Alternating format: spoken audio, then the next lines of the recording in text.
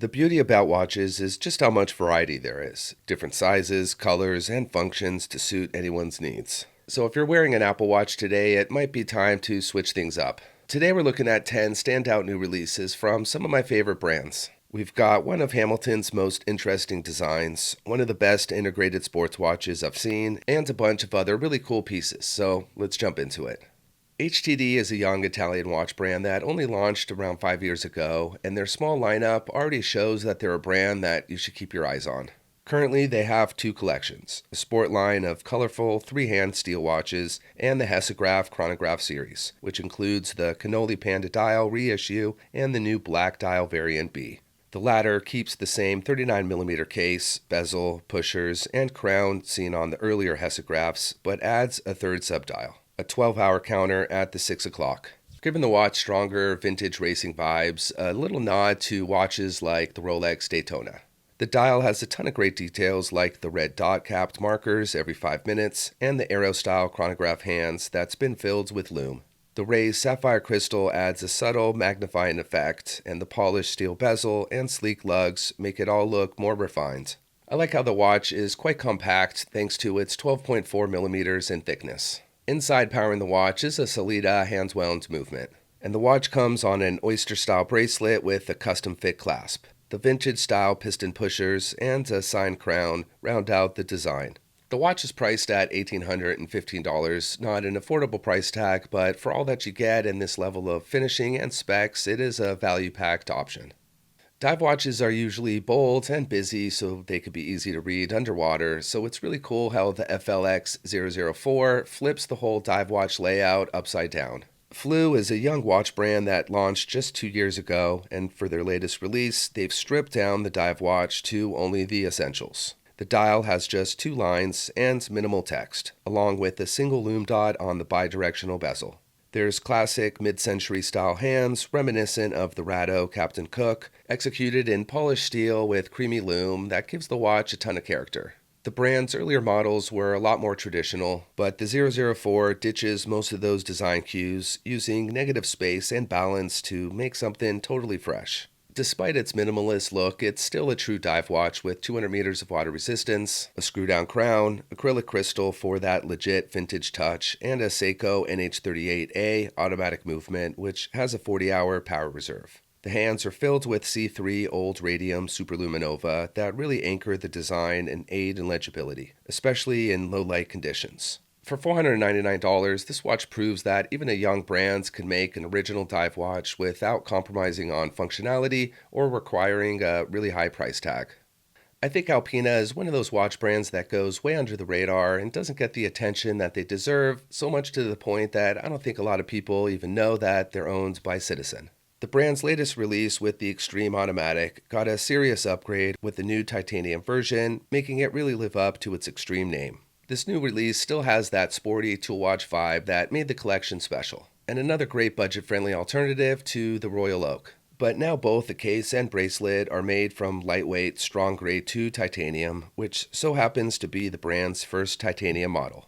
I really like the square circular case shape, integrated design, and the super versatile 39mm size. It also has 200 meters of water resistance, which is always comforting.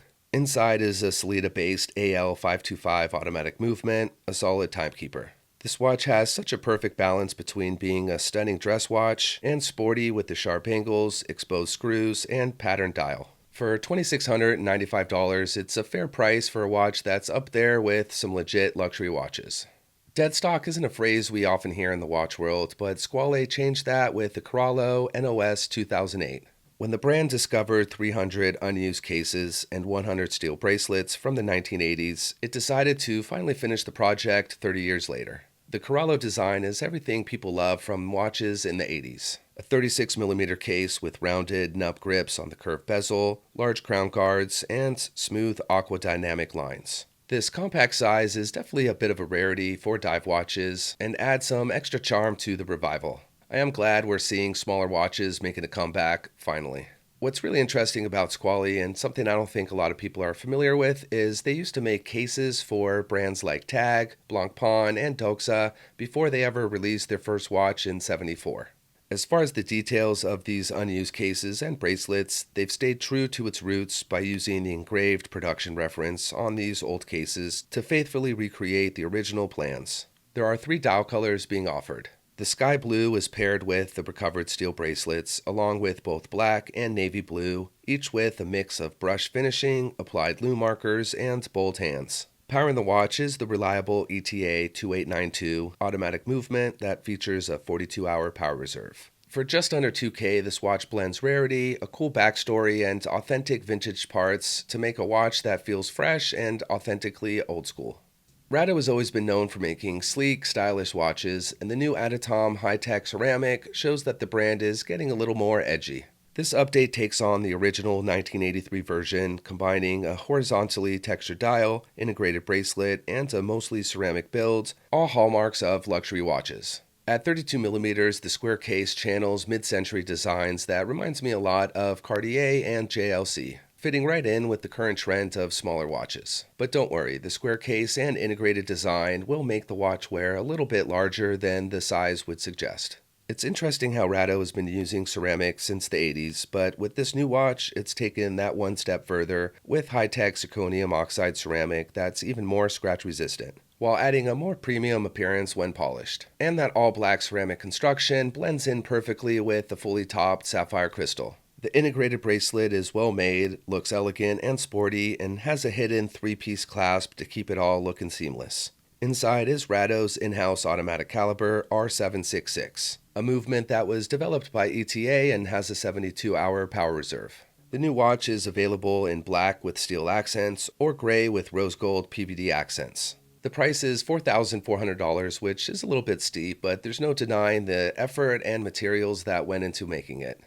Back in the 70s, sports watches with integrated bracelets became a huge trend thanks to a lot of different watches. The Zenith Defy, Tissot PRX, Rolex Oyster Quartz, and, of course, the Audemars Piguet Royal Oak. But if there's one watch that doesn't get recognized enough, it's the Nivada F77, a watch brand that was recently revived under the name Nivada Grenchen. After years of reissues, including stone dials and titanium cases, the new F77 Mark II feels like the cleanest, most authentic version yet. The 38mm case is full 316L stainless steel and a touch thinner at 12.2mm. I like how they tweaked the lug so the bracelet curves a bit more comfortably around the wrist, a big plus for integrated sports watches. Don't worry though, if you're not into the steel bracelet, it's also available on either Velcro or rubber. It's cool how there is even a Mark II gold version with an 18-karat yellow gold plated case for only $200 more. The steel is $1,490 and that gold version is $1,690. Hamilton is most known for their khaki collection, and it makes sense why. It has that classic tool watch utilitarian design that's always in style. But Hamilton has a lesser-known watch that's way more interesting and unique, the Bolton. It's been around since the 40s and is one of the brand's coolest designs, especially when compared to a lot of their dressy and more refined watches. The new Bolton Death Stranding 2 takes things in a totally different direction. This version was designed by Yoji Shinkawa, the art director behind the video game Death Stranding 2, and it's nothing like any Bolton we've ever seen before. Instead of a polished case and leather strap, this time around we get an angular PVD-coated titanium case with a matching bracelet that looks like nothing else in the market. There's also a cage-like dome with 7 sapphire windows, a blacked-out dial with gunmetal hour markers, and bold orange accents at the 12 o'clock, which could also be seen on the seconds hand. Yoji incorporated some cool nods to the game that are subtle. The only direct reference to the game is the logo etched onto the caseback, which also shows off the reference H10 automatic movement, a caliber that has an impressive 80-hour power reserve, along with some nicely detailed finishing. The watch was limited to just 2,000 pieces, and it's priced at $1,495. Since launching in 2011, Worn & Wound has become a go-to name in the watch community, and they recently did a collaboration with one of my favorite affordable watch brands, Brew, in the creation of the metric chrono regulator Lumint. This isn't the first time Worn & Wound has made a watch or collaborated with Brew, but it's definitely a big step forward. Instead of a whole collection, they focused on a single model, a monochrome chronograph that was inspired by the gritty looks of the 90s action movies. I like how the dial is clean and minimalist, but there is a hidden trick up its sleeve. The entire surface glows blue with green markers, making it easy to read even in total darkness. They also tweaked the regulator layout, splitting the hour subdial into two 12-hour sections with light and dark halves for AM/PM clarity and matching the hour and second subdials for a more balanced look. The case did stay at 36mm with the same integrated bracelet design, along with the brand's signature crown pusher at the 2 o'clock, but this time in gunmetal instead of their more vibrant colors they use on other models. Inside is Seiko's VK68 Mecha Quartz movement, which keeps things reliable and affordable. This watch is limited to just 500 pieces and it's priced at $549.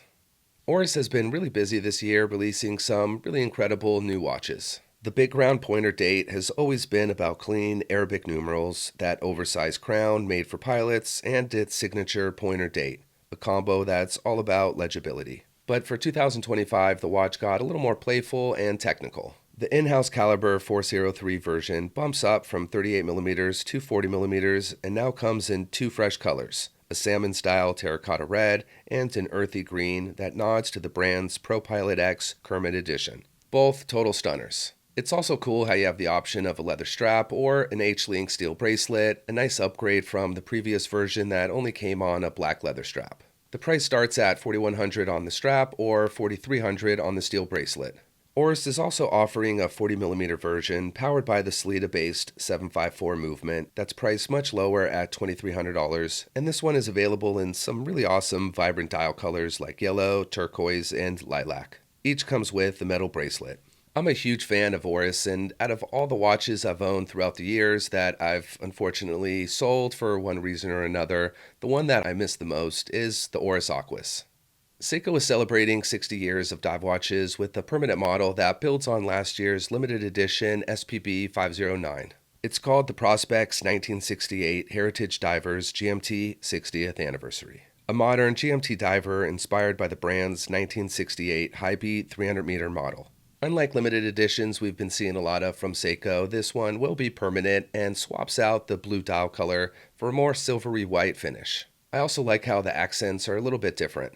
The GMT hands and seconds hands now has bright red highlights with matching red GMT text on the dial. It still keeps the blue ceramic bezel, stainless steel case and bracelet, and the caliber 6R54 automatic movement with 300 meters of water resistance. Additionally, it also features Seiko's 6-step adjustable clasp, the first time it's been used on a non-limited edition, making the bracelet more comfortable and versatile. This is definitely great news because we know Seiko's bracelets could definitely use some improvements, so it's nice to see that they're adding this into a permanent watch, so hopefully we see this more often on future releases. At launch, the watch was priced at $2,136. Well, that's it for the watches today. Definitely let me know which was your favorite or if there's one that just didn't resonate with you at all. As always, thanks for watching. I'll see you next time.